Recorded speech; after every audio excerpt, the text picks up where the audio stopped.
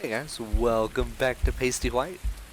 Alright, so I am voiceovering this how to hang picture tutorial. So right here at the beginning I'm showing you some stuff you're going to need. We've got a blue marker, blue tape. I've got a black wet erase marker, a regular old measuring tape, and, well, I go with the level on it and show you the level, but you're going to need a level too. So today in this video we're going to cover how to hang intricate wall designs. This is a really poor edit. I don't normally do a lot of editing for my videos. I guess most of you probably know that. If you follow me, you do. Anyway, so to begin with, we're going to measure the whole length of the wall, and for the design that I'm going with, I'm going to need to find the center mark first. So right here, I'm measuring the whole length, and I'm going to say, okay, I'm going to take half of that length, I'm going to make a mark on it. As soon as I get around all this stuff, it'd make life a lot easier if I had furniture, but I was like, nah, we can work around it. So the total length of my wall is 153 inches divided by 2, going to be 76.5 inches. So that's where we're going to make our center line mark. We're going to go back to the tape measure for absolute accuracy. This is just a standard tape measure. I normally, like if I'm woodworking, I would use a metric. They're just a hair more precise, in my opinion. But for projects like this, I almost always use standard. So we've got our half mark. And now we're going to measure the whole height of the wall, well, from the top down to the chair rail mold. Since we know that we want the pictures to be centered on the top half of the wall, the chair rail molding should mark about half. So here in a second I'll come back with the calculator again. That's my wife's phone, since mine's doing the recording. So we have a 58-inch tall from ceiling to chair rail mold. We're going to knock off 8 inches immediately, and then we're going to divide it by 3. Well, I should have actually divided by 2 to begin with to find the center mark, but instead we did 3 so that we could figure out spacing, since we know that we're going to do 3 rows of pictures. Ignore my butt. And after a little bit of playing around, we finally settled on starting with 3 inches from the top. That way we had plenty of headroom over the top of the couch. Now, we're using standard monkey hooks. We picked these up at Home Depot, but you can get them probably from any hardware convenience store. Home Depot, Lowe's, your local construction store, whatever. Tell how fed up my wife is already from her face. The neat little thing about these hooks is, it just leaves just a pinprick of a hole, and for the most part, they're pretty reasonably strong as long as your drywall is reasonably strong, no issues. The first picture hung, we've marked off the second picture with, actually I have a black dot where it's going to go, but we've got the blue electrical tape there so that you can see it on the camera a little bit easier. Pushing these hooks in the wall, you're going to apply pressure and twist back and forth. Push all the way through. If you end up in a stud, you're going to have to back up and move. I also used a stud finder on this before we got started to make sure I didn't land in the stud. Unfortunately, I didn't include that in this video.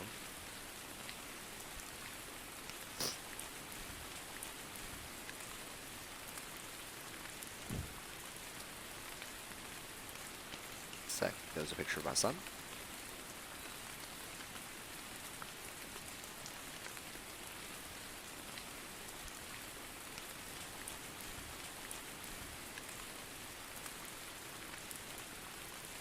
We measure for gap, make sure that we've got the picture about right.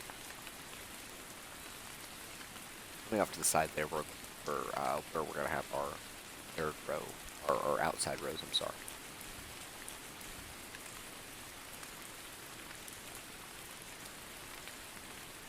Now the distance from the top picture to the bottom picture I've made a mental note of. And here you're seeing me measure across the length of the frame. That's so that I can calculate how far from one hook to the next, going left to right. You can see me mark this off on my level with some blue tape. That's all I'm doing right here.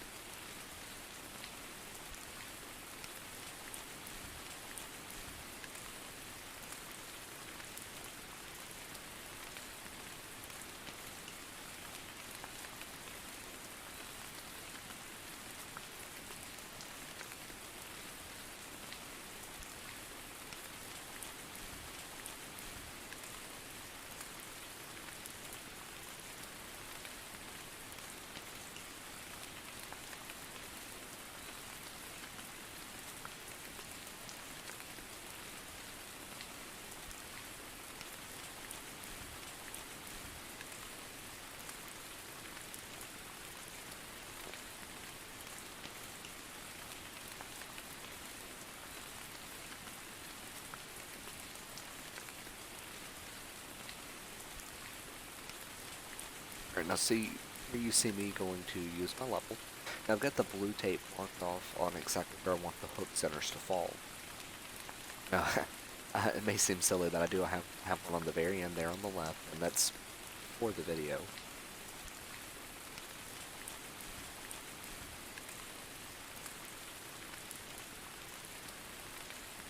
Trying to make sure it's absolutely as level as possible. You can't, unfortunately, you can't always get it perfect, but you can get it as close as you can. There's a big mark, guys.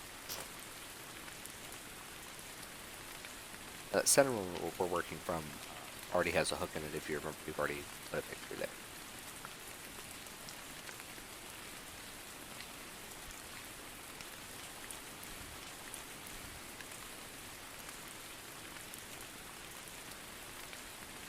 Another piece of blue tape.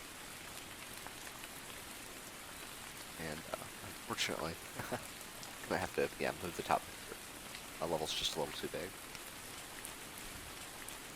And but this actually worked out a little bit better because we're gonna go from the absolute center of the top hook to the center of the middle hook, and then the center of the third hook for our third rose.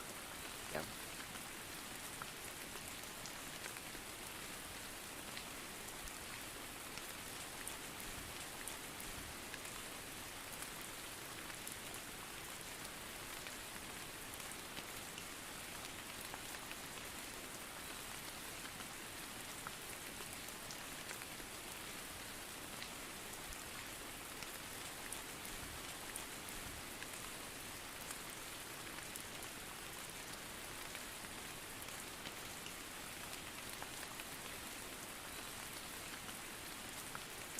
My wife being such a wonderful helper there.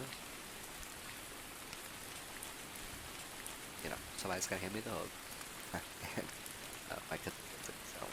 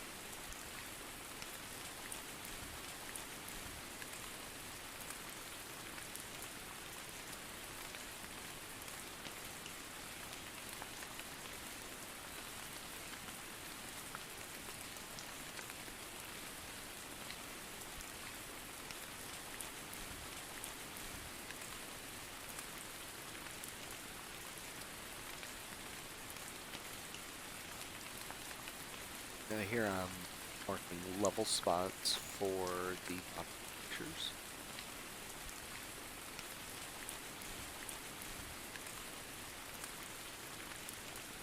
Now, if you're going with exact pattern, you're going to want to make sure that you have evenly spaced marks from each corner of each frame that you're going to be adjacent. This is going to be important for aesthetic.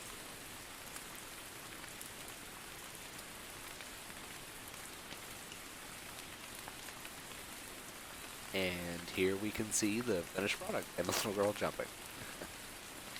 Anyways, guys, I appreciate you coming out today, and if you have any questions, comments, concerns, thoughts, whatever, make sure you smash that like button, hit the notification bell, because, you know, I upload some pretty awesome content, and, yeah, let me know what you think. Thanks.